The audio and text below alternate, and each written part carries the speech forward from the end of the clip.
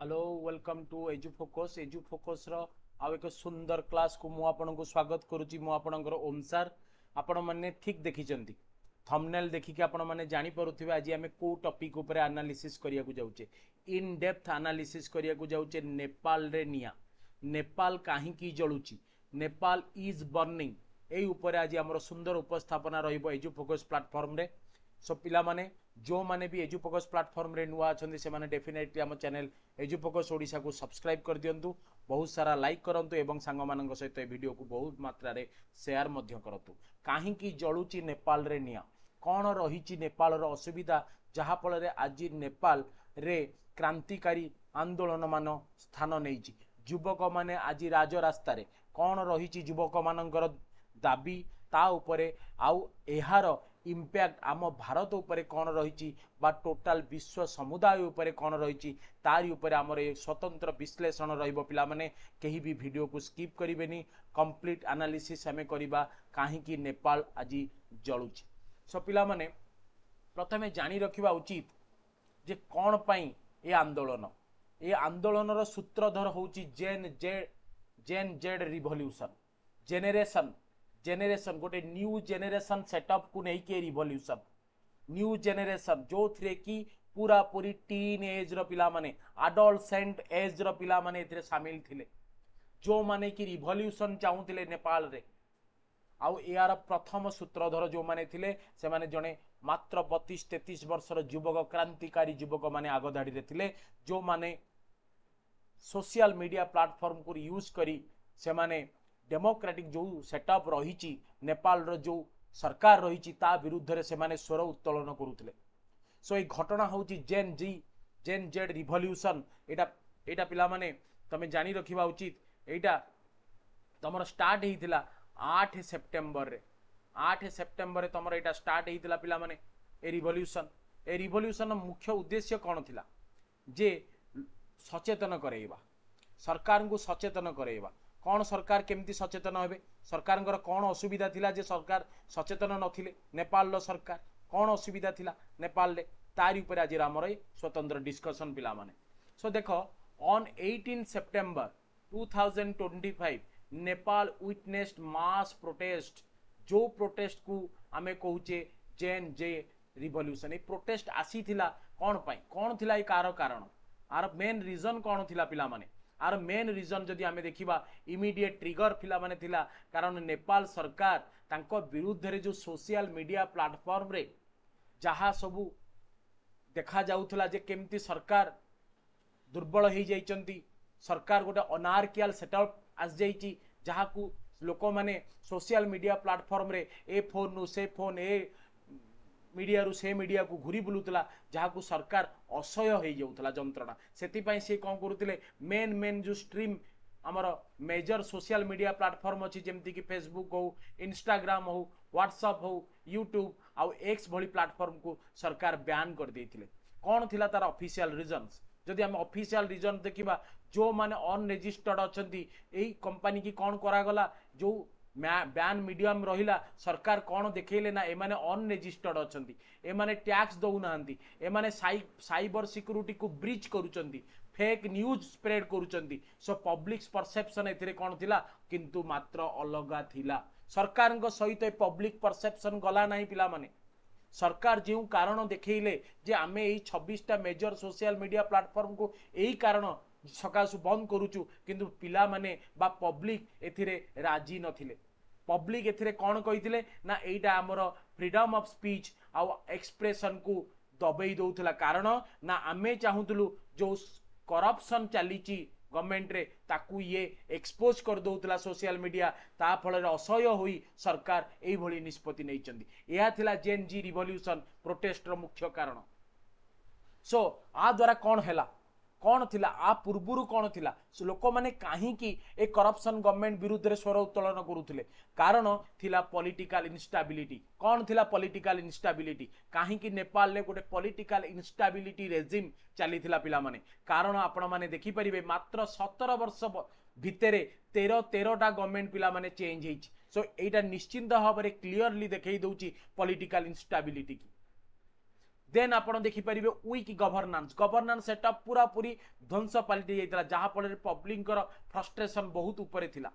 आउ सबुठु इंपोर्टेंट पिला माने थिला कोन करप्शन आउ नेपोटिज्म एते पॉलिटिशियन माने करप्शन ने लिप्त थिले से मानेकर पिला माने बहुत भल भाव में स्वच्छल लाभिस जीवन यापन कला बेले अन्य माने बहुत दुर्बल श्रेणी लोक माने गरीबीर शिकार होते सो इनकम इनइक्वालिटी बहुत मात्रा रे थिला पिला माने इनकम इनइक्वालिटी बुझी होची ई सब रीजन थिला करप्शन व्यापक थिला ठीक अछि देन अनएम्प्लॉयमेंट क्राइसिस देखंतु 20% यूथ अनएम्प्लॉयमेंट थिले आउ सबुठ इंपोर्टेंट पिला माने एते अनएम्प्लॉयमेंट एते मात्रा रे व्यापक थिला जे जो रशिया यूक्रेन पिला माने वार चलीची रशिया यूक्रेन वार ए समय रे मध्य रशिया रे जाईकी एमाने 15,000 नेपालीज रशिया आर्मी रे जोगो देले चाकरी कले फ्रंट लाइन सोल्जर बनिले बहुत मात्रा रे पिला माने से माने मरी जाइतिले रशिया यूक्रेन वार रे सो लोक मानक भितरे गोटे बर्निंग सेंटिमेंट आसी जाइतिला जे सरकारंकर ए असह्य जंत्रणा को आउ सह्य करी हबनी केवल मात्र गोटे सुजोग अपेक्षा रे से क्रांतिकारी युवक माने पिला माने रहितिले सो कोन थिला अथॉरिटेरियन रेस्पॉन्स जो प्रोटेस्ट चलतिला पिला माने 8 सेप्टेम्बर रे ता ऊपर बलपूर्वक भाव में अथॉरिटी बहुत मात्रा रे आक्रमण कले कौन कले ना पिला माने टीयर गैस पकेले रबर बुलेट कले इवन इफ लाइव गुली मारिले पिला मानंकु छोट छोट पिला मानंकु टीन एज को गुली मारिले सेथिरे एमिति की 12-13 वर्षर युवक छोट छोट कुनी कुनी छात्र छात्री माने स्कूल जाउथबा छात्र छात्री माने प्राण हराइले जहा कि लोक मानंकु इन्फ्लुएंस कला राजरास्ता को आसीबा पाई ए आंदोलन को आहुरी व्यापक करिबा पाई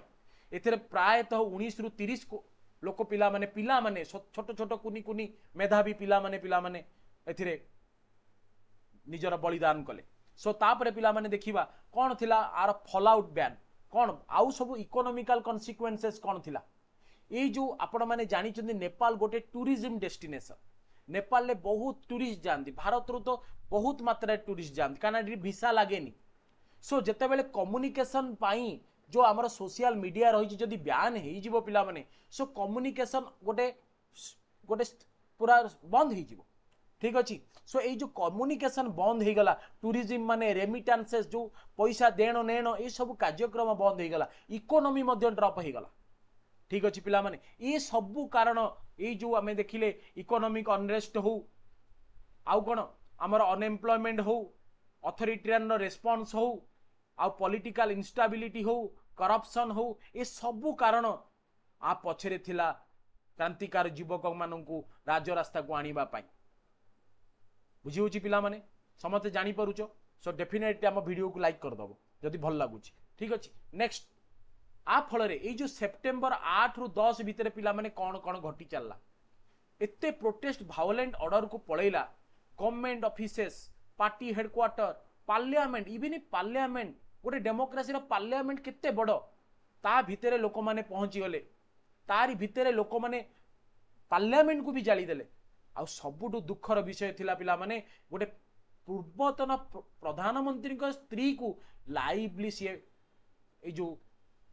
रिवोल्यूशनरी माने जाइकी राज्य लक्ष्मी चित्रकर जो वाइफ थिले प्राइम मिनिस्टर तांकू मध्य जाली दिया गला एते व्यापक हो गला आंदोलन पीएम ओली की रिजाइन दबा को पड़ला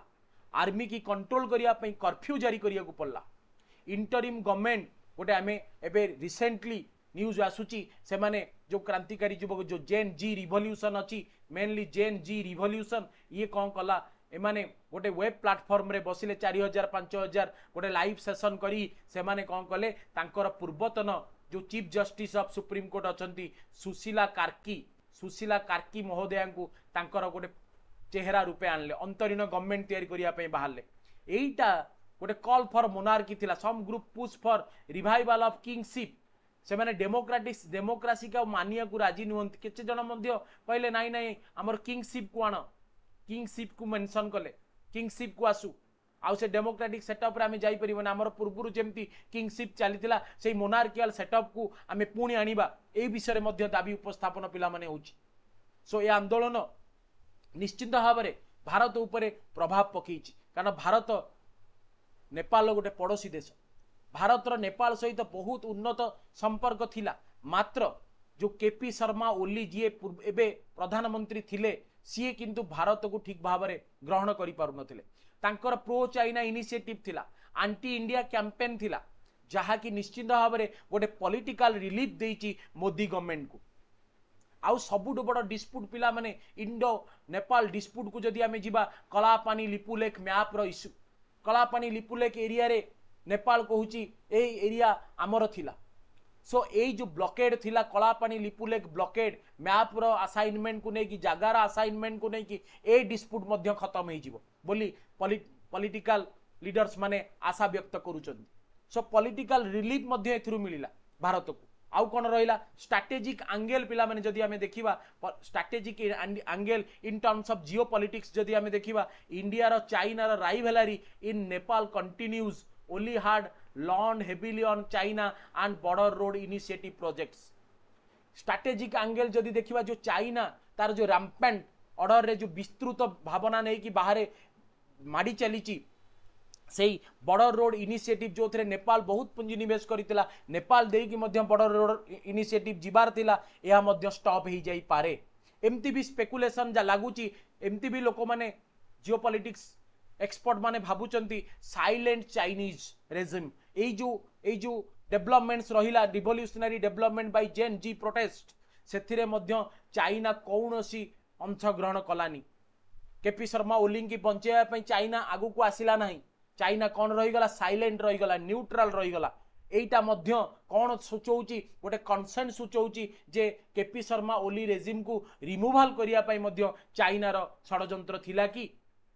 नेक्स्ट जदि आमे देखिबा इंडिया रो सबुठु बड़ कनसर्न थिला पिला माने माधेसी इश्यू माधेसी बोली इंडो नेपाल बॉर्डर रे हमर इंडिया मेनली हिंदू जो मानू आमे सप्रेस हिंदू बोली आमे कहूचे सेठी क्रॉस बॉर्डर कम्युनिटी जोटा हमर थिला माधेसी से माने मध्य बहुत मात्रा रे सप्रेस हेकी थिले डिप्राइव्ड हेकी थिले से माने मध्य तांकर इश्यू को मध्य आदरे कंसर्न करा जाईछि रीजनल इनस्टेबिलिटी पिला माने रहिछि आपण माने देखुथिबे एबे श्रीलंका रे आपण माने क्राइसिस देखिले बांग्लादेश रे क्राइसिस देखिचंती म्यांमार रे क्राइसिस देखिचंती पाकिस्तान तो हमर चिर शत्रु हेकी रहिछि सो ए जो रीजनल इनस्टेबिलिटी हमर रहिछि पड़ोसी देश मानक मध्य रे एहा मध्य भारत को निश्चित भाव में कौनसी ना कौनसी जगह प्रभावित करिवो कारण आपण माने जानिचंती जदी पड़ोसी आपणकर ठीक नांदी आपण केबे डेवलप करि परिबेनी ठीक अछि र फैक्टर पिला माने रिसर्च एंड एनालिसिस विंग एथिरे कोन हेछि जो नेपाल पॉलिटिक्स रे केते जण स्तंभकार से माने मतामत देउचंती जे जियोपॉलिटिकल एक्सपर्ट माने मधे मतामत देउचंती कौनसी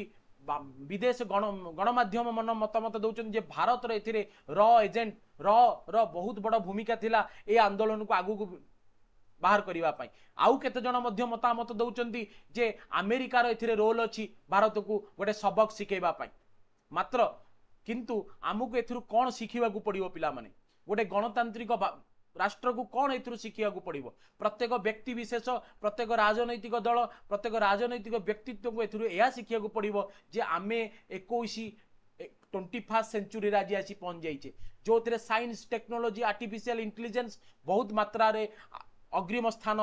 ग्रहण करिछि ताकू आमे बंद करि परिबानी डेमोक्रेसी रे लोक मानकर स्वर को आमे बंद करि परिबानी जनकर गणकर मु कहूची गण गण गण माने लोक माने गणकर स्वर को आपण जणे शासक द्वारा केबे केंद्रीभूत करि परिबेन सो गणरु जण हेबे माने गोटे गणतंत्र निश्चित भाव में ध्वंसाभूमि की हबो सो पिला माने पावर ऑफ सोशल मीडिया कौन रही मोबिलाइजर रही आपण माने आराम रे गोटे इश्यू को सरकार विरुद्ध रे उपस्थापन करि पारुचंती प्रत्येक व्यक्ति विशेष freedom of speech and expression रही जहा कि आपण विभिन्न प्लेटफॉर्म माध्यम रे आपण माने दर्शई पारुचंती सो सोशल मीडिया को गोटे पावर ऑफ टूल रूपे लोक माने यूज करूचंती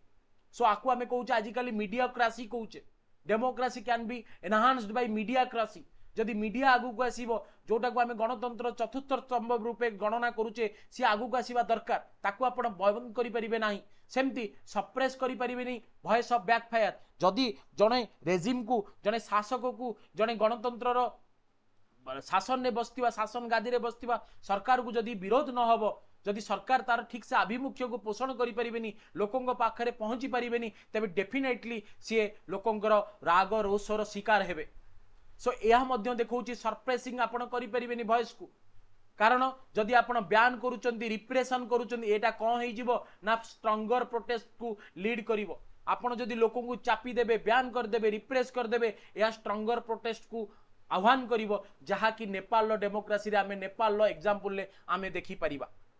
आउ मध्य कहि परिबा कोन जे आपण जियोपॉलिटिकली एते भल रुहंतु आपणक स्थिति की आपण न्यूट्रल को आपणांतु जहाँ फल कि आप गोटे चेस बोर्ड भितर रही आपण को तरफ को जीवे जमती कि नेपाल आज अवस्था नेपाल आज इंडिया को जीव इंडिया तरफ को जीव ना चाइना को तरफ को जीव ना यूएस रो इन्फ्लुएंस रे आसीबो ताहा एबे समय कहिबो। सो आपण मानक आउ गोटे काम करिया को पड़िबो गुड गवर्नेंस को आगु को आनिया को पड़िबो।